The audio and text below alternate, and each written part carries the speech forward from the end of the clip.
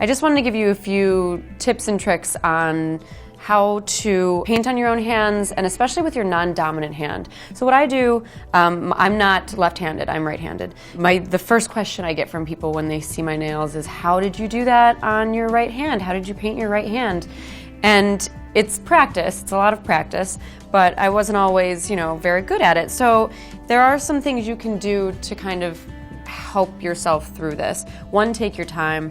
Two, make sure that you haven't had a lot of caffeine, and also that you're not doing this on an empty stomach.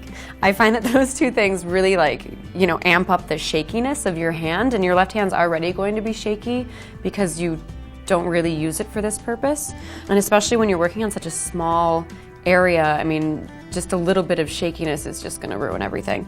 So another trick is to move your right hand in a way that makes it easier for your left hand to do this.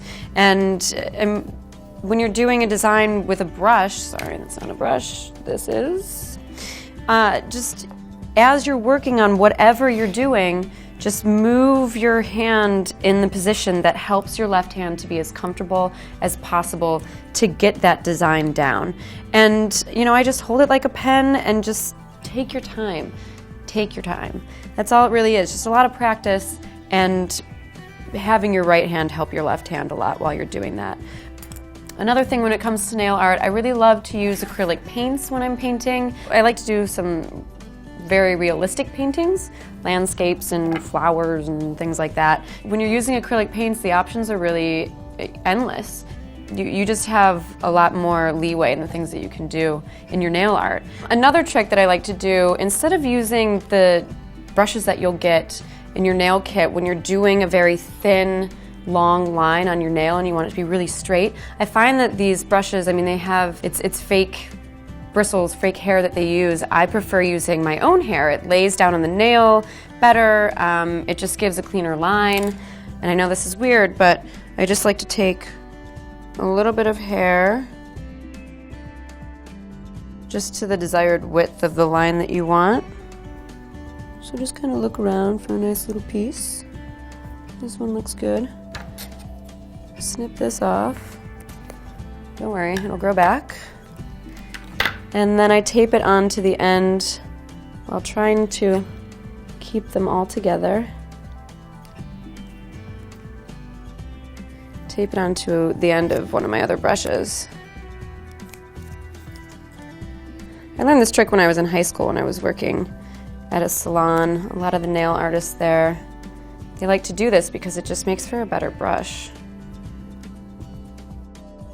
So once you have your hair on your brush, you can take scissors and just make sure that all the ends are the same length. Just chop them off. And then you have your little liner brush. You can get the tiniest, nicest little lines out of it. And I'll give you an example of why I like to use this over the kit brushes. It's stiffer, so it won't lay to the nail very well when you're trying to go over the nail. So say, put some paint on here.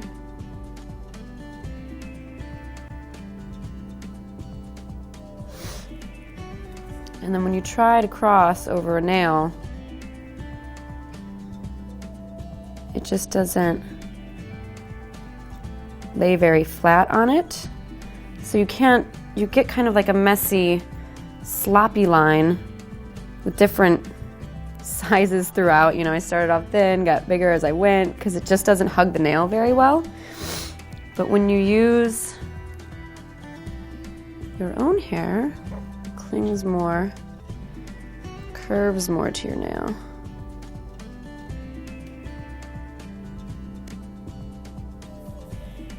So you can just start over here and drag.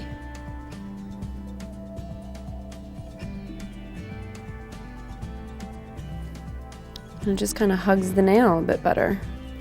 So you get more of this even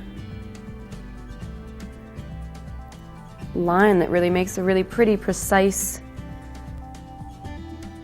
line there. And now that I've told you all of those secrets, you all owe me about $100 a pop, so you can send that to